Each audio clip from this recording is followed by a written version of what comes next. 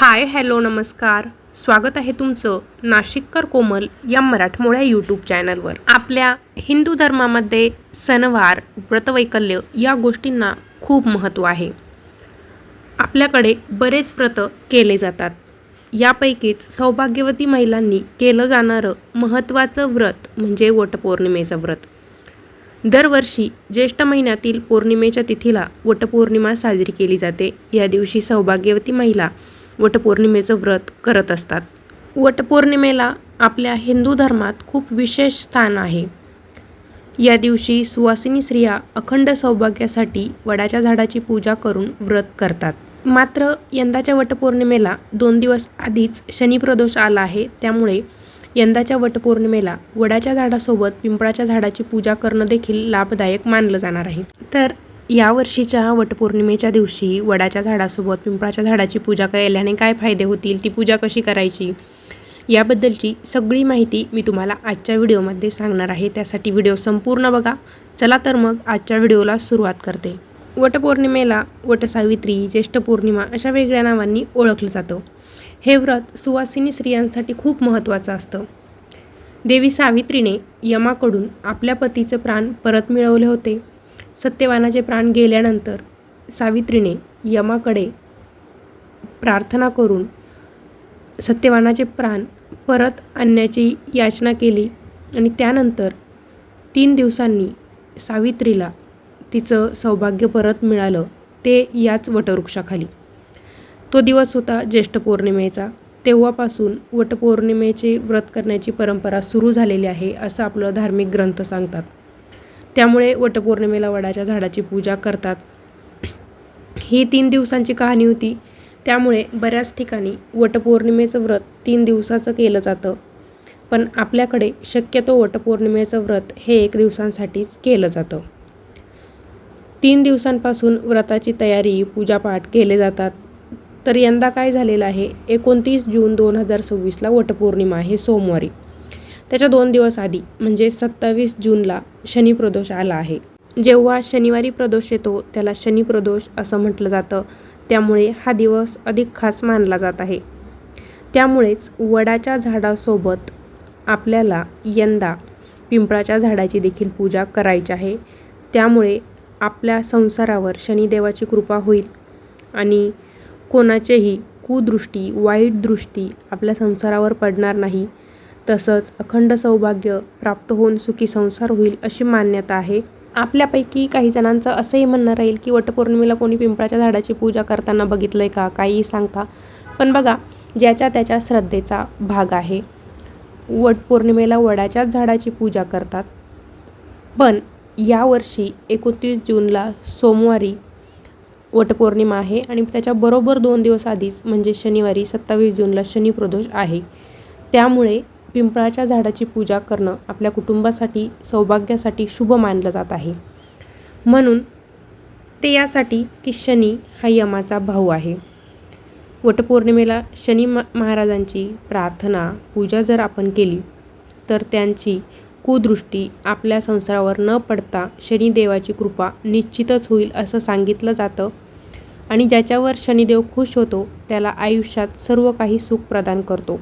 आणि आपल्याला हे पण माहिती आहे, ज्याच्यावर शनिदेव नाराज राहतो त्याचे काय हाल होतात. त्यामुळे शनिदोष, शनी 7.5 असं काही असेल तर शनिप्रदोषात पिंपळाच्या झाडाची पूजा आपल्याला करायची आहे. वटपौर्णिमेच्या दिवशी सकाळी सुवासिनी महिला विधिवत वडाच्या झाडाची पूजा करतात. आता ती पूजा कशी करायची, उपवास कसे करायचे, कोणत्या रंगाची साडी घालायची, याबद्दलची सगळी माहिती सांगणारे व्हिडिओ आपल्या चॅनलवरती आलेले आहे.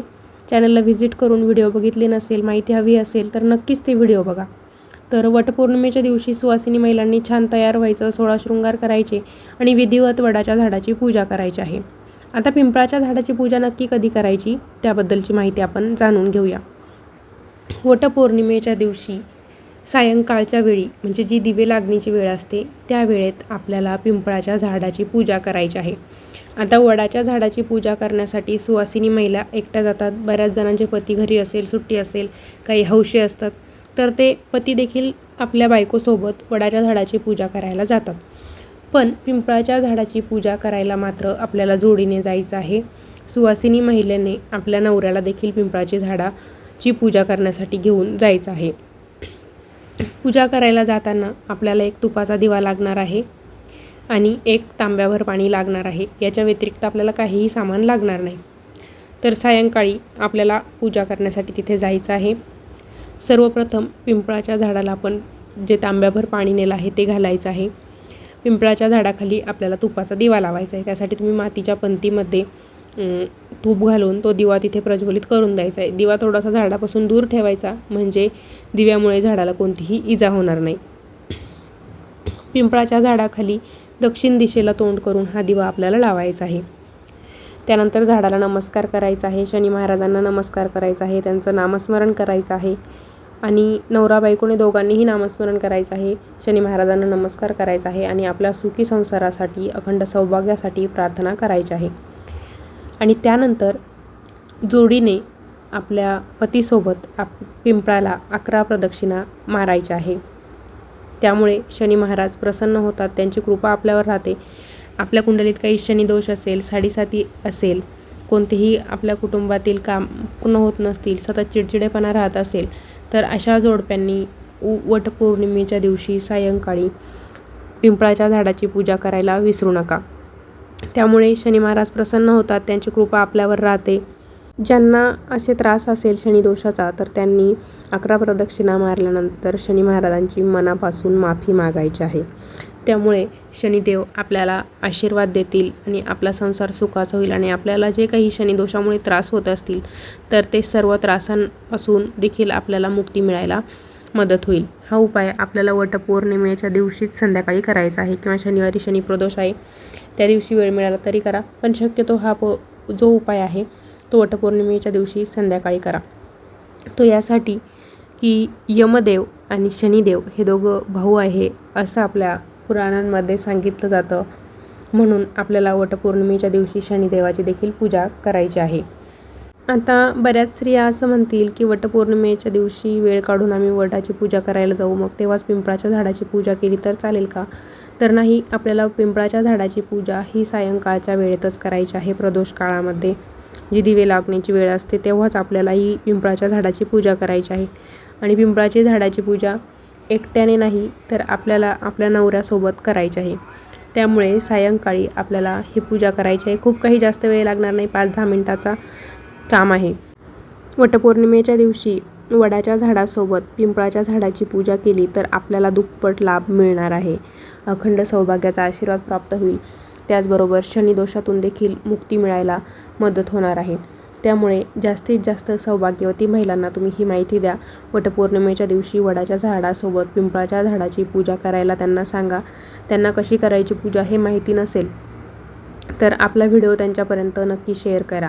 तर मंडळी, असा होता आजचा व्हिडिओ. आजच्या व्हिडिओमध्ये आपण यंदाच्या वटपौर्णिमेला बरोबर 2 दिवस आधी शनिप्रदोष आहे, तर मग वडाच्या झाडासोबत पिंपळाच्या झाडाची पूजा का करायची, कशी करायची, त्याने काय फायदे होतात, याबद्दलची सगळी माहिती आजच्या व्हिडिओत सांगितलेली आहे. व्हिडिओ आवडला असेल तर लाईक करा, जास्तीत जास्त शेअर करा, म्हणजे सर्वांना वडाच्या झाडासोबत पिंपळाच्या झाडाची पूजा करायची याबद्दलची माहिती मिळून जाईल. चॅनलला अजून सबस्क्राईब केलं नसेल तर धार्मिक, आध्यात्मिक तसेच सणावारांची माहिती बघण्यासाठी आजच आपल्या नाशिककर कोमल या मराठमोळे यूट्यूब चॅनलला सबस्क्राईब करायला विसरू नका. पुन्हा भेटूया अशाच एका नवीन व्हिडिओसोबत. वटपौर्णिमेच्या खूप खूप हार्दिक शुभेच्छा. धन्यवाद.